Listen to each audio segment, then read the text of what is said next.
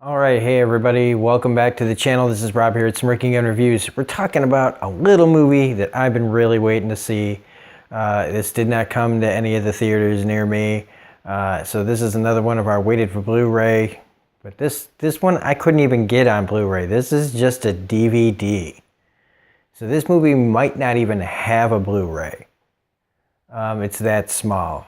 And there's something kind of cool about that in a way. You know, DVDs came out about 20 years ago. You know, that's a really long time now that I think about it. And you can't really get anything not on Blu-ray these days. So this reminds me of the 90s when I was getting like every movie that came out, seeing every movie that came out, and a lot of them were these kind of small little weird movies. And that's what I dig about this. Okay, first off, it had me by the title. How was I not going to see this? But it didn't sound so stupid like some old sci-fi movie. Sci-fi channel movie. You know, like Mega Shark versus Mega Octopus or something. No, and there's not a lot of movies that win me over just by, like, have me at the title. Like, this movie, The Man Who Killed Hitler and then The Bigfoot. How am I not going to want to see that? It reminds me of titles like Things to Do in Denver When You're Dead. Like, how do you not want to see that movie? You know, like, those movies with those kind of titles have me like a jump. You know, movies like Forrest Gump, I don't know what that's going to be about. It could be about a fucking serial killer for all I know. And I'm just talking about going by the title of the movies. Nothing ever really grabs me except for, you know, things that are like an IP that I already know, like Batman, X-Men, you know, things like that where I go, okay, yeah, it's kind of, I'm built in already liking that. This had it just a title, and then I saw that Sam Elliott's in this, and I'm like, oh, done, and done. I didn't even see a trailer for this movie until just recently. Probably about two or so months ago, and it just made me want to see it even more. This is not a perfect movie at all. This is a very flawed movie, but I enjoyed every minute of this very strange little movie. The guy who directed it, Robert I can't say it. It's Robert D. Krzykowski, I guess. Krzy Kowski. So Krzykowski. This is his first feature film, and it shows. But in all of its flaws, there are moments of real potential here. This is somebody that we really probably should keep an eye out for in the future, because this idea is great. The concept of this is fantastic. This is kind of like a Jordan Peele type of movie, in my opinion. You know, somebody with an original thing to say, even if, you know, Hitler and Bigfoot are in the consciousness. Well, people know of it. This is a different kind. Like, nobody does movies like this because it's not just like the title. The title is just to grab you. The title, the actual movie in here about just this guy who happened to be at a really crazy point in history that nobody knows about. And in the end, as he puts it, means nothing. Yeah, so like, let's hit full spoilers if you haven't seen this movie. That way I can talk freely about it. I'm not going to get into, I got to talk about this movie. So I love that this is told in two parts, that this is kind of like two stories about two parts of this man's life. The first one being when in World War II, there's the plan in this is really great. You know, he goes to Germany, gets in like deep, like with like the town and stuff, like where he goes deep undercover. And he's searching for Hitler, and when he finally, you know, when they finally get him to him after like all this time, and they don't give us all the information, which is kind of a problem with the script and stuff. The script can be weak at times, or very weak at times, laughable at times. Sometimes it's really good, but just how he just insinuates himself into the Nazi party at the train station where they're taking all the Jews and stuff to concentration camps. He just slides right in there with a freaking German Shepherd, and they look at his papers, and then boom, he's off to the races. And I love that, you know, the killing of Hitler is just this kind of, it's a big deal to the man doing it. But, I mean, I do like the whole putting together of the gun thing. That's really cool. It's really clever. You know, I was trying to figure out how they were going to do this. And then just boom, like he had, everything's like just really, really cool looking, this gun. And he takes out Hitler. But then when you hear, you know, when he's talking to his brother and stuff, you know, just, I'm just a guy that killed a man. I love Ron Livingston's little part in this, even though it's kind of like thankless. He's there to hire the older version of Calvin Barr, played by Sam Elliott, to kill the Bigfoot. This title, the only thing about this title that bugs me is it's called The Man Who Killed Hitler and Then the Bigfoot. We don't say the Bigfoot. At least I don't think so in America. I think it's just Bigfoot. We just say Bigfoot, right? We don't say the Yeti. So this, I was kind of surprised. I think this might be like kind of a translation thing. Or maybe, I don't know. Because we don't, if it said the man who killed the Hitler and then the Bigfoot, you know, I don't know. I don't know why I'm doing on it. But, God, and then I lost my train of thought. Well, anyway, they come and they want to hire him to kill the Bigfoot. And they say it several times, like, oh, hey, man, it's the Bigfoot. And when he tells them the story, you know, like we'd seen him do the back, you know, the flashback where he shoots Hitler.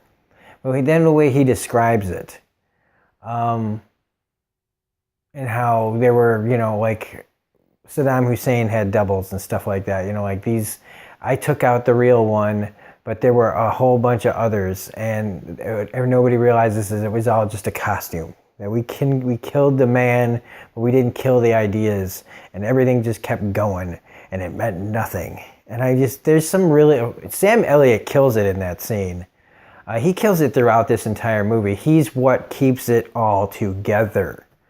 Because this can get pretty bad at times. Like certain things, like this right here. Like, what?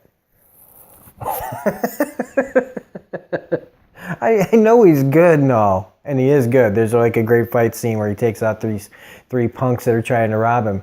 But he's just climbing straight up a cliff. There's a lot of stuff like that. But this movie has ambition and originality going for it. And when it's not being terrible, it's being brilliant. This isn't so bad it's good. It's trying so hard. And the score to this, I mean, it's almost like the guy said, I got the orchestra. If I never make another movie again, I better use the fucking orchestra while I have the chance. Because there are moments in here that are just so orchestrated. It is like almost like you'd think it was a satire or a parody. But it's like, all right, now hit him with the horns, you know? Like, the horn section, just go nuts. Speaking of the horn section, there is like one of the bad scenes is when they're in a restaurant. And part of it looks okay, but then when they try to get bigger with the set, you can just see how bad that it's actually, or how, like, you can actually tell that it's a set. There's a band in the background, clearly not playing the music that's being played. So just little things like that. I mean, someone like me will notice that kind of thing. And a lot of you might notice that kind of thing. But I think general audiences aren't going to notice those things. And again, none of it killed my enjoyment of this. It just was fascinating to watch. And again, not in a so bad it's good way. Because like I said, it's trying its heart out. This movie is really trying its heart out. And it's giving us an original idea. It's giving us great performances from young and older Calvin. The guy who plays younger Calvin's from the Hobbit movies, he played Keely. What's his name? Aidan Turner. I think he was the one that had the hots for Evangeline Lilly in those movies. Larry Miller's in this. Man, Larry Miller, he's a funny comedian and actor. But wow, man, he's not looking like I remember him. I love him still. He's still Larry Miller, and I like that he's not on, like comedian on. Like he's not being classic Larry Miller, which is not usually good in movies, to be honest with you. That shtick got old really quick. He's still really gifted and can be really funny if he's given the right material. But I like that he's not playing the comedian role in this. He's just playing the brother, the long lost almost brother, like a brother that, they live in the same town, but they never see each other. Then we get to the whole thing where he goes after Bigfoot. And it's really interesting because it's like it just starts. He shoots him in the head. We're not sitting around waiting, walking around in the woods like some other bad movies might do, where it's just like it'll be called like killing Bigfoot, but it'll spend like 90 minutes of it, like 85 minutes of that 90-minute movie is going to be him walking around the woods. Instead, no, he gets right to it. He shoots it in the head. He calls them, says, "Fuck off, I broke my pinky. This thing led me off a cliff. You won't hear from me until it's done." And when he does, you do have this time where he's tracking it then. But he's also flashbacking to like his old girlfriend who, it's just some really tragic shit. I mean, this movie has some like really, even if they're not all done really well all the time, some of the dialogue's good, some of the dialogue is cringeworthy, but it's just really trying so hard. And when he does catch up to the Bigfoot and it appears to die, and he goes to give it like this honorable like funeral, because those guys can't, he threw away his radio, and so he's just going to torch the body, and it's like this fitting ending that he didn't have to kill it. I mean, he killed it, but he didn't have to put the, I don't know. He was trying to do right by it in the end and not let its body be used for experiments. And so he goes to burn it, and this is what it twisted up on me, is all of a sudden this fucking thing gets up. And it comes after him and messes him up. And, it's a pretty great fight. Speaking of the fight, before the fight, when they take him into the quarantine for some damn reason, like this really this is really awesome. It's like, why? But I know why, but like they really went for it. Like we're really selling this whole thing of the Bigfoot's got this like nightmare virus thing, going on. Just this one, whatever. But it starts messing him up, and when he sees the gun, when the guy brings him in to see his guns, and he's got tons of guns and all these ammunition, he just goes, "That rifle, that scope, this knife, I'm good." Just Sam Elliott, you know what I mean? Just like so great. That rifle, that scope, I can't do it. I can't do it justice. It's like I can't do Christopher Walken, so I'm not going to try. But he ends up like turning the tables back on this thing, and he gets it. It's dying again. He's stabbed it all up, and it's great shot. Great shot, man. They're like right on the top of this mountain, and the thing's like kind of reaching out for him like, and he tells him like, "I didn't want it to be like this. I tried to do right by you. I'm really, really sorry." Boom. And then they have this like kind of really long epilogue here where it's just like, you think he's dead. They have this funeral for him. His brother like tells everybody he had a girl. Shit didn't work out, basically. That's the funeral. But then his brother finds him at when he's fishing, and then they have this talk, and then he has this long flashback of the girl and how he tries to propose, and she tells him to keep up. Like she knows he's going to propose, but she doesn't want him to, like right now. And like they have the future ahead of him. And it's just like, what is happening? Why is this scene here? It's really well done, but shouldn't it have been like way sooner? And then the thing that's going to drive me crazy for the rest of my life, if I don't get an answer to this, is what's in the case. That's its Pulp Fiction. On a lesser scale, okay? On a lesser scale. This movie's not a big movie. It's not going to have no Pulp Fiction numbers on it. You know, like, it's not going to be pulling in the cult status of Pulp Fiction. Well, Pulp Fiction's not cult status. That's classic status. This is going to have a cult following. And people like me are going to be like, what was in the case under the bed? He dug it up. And people will go, well, maybe that was the gun to blow his brains out when he's ready to go. But it's not. I know it's not a gun. It's not there to kill himself. He opens it up. He says... And I know he's talking, you think he's talking to his dog, but what's in that case? I gotta know. But they don't tell us. And there's a bunch of things they don't tell us in this movie. There's a lot of things that happen off screen that we don't even know about, and you're left to fill in the blanks. And that was happening a lot during this movie. But like I said again, I still enjoyed every minute of this. Because I wanted to figure out, like, was this on purpose? Is this just a screw up in the script? But...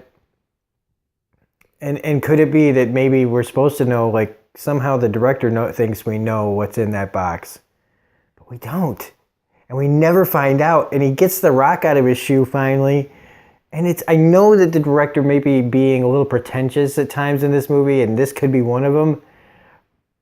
But, like, I know that has to mean something, right? He finally gets the rock out of his shoe. Is it some sort of metaphor for his life?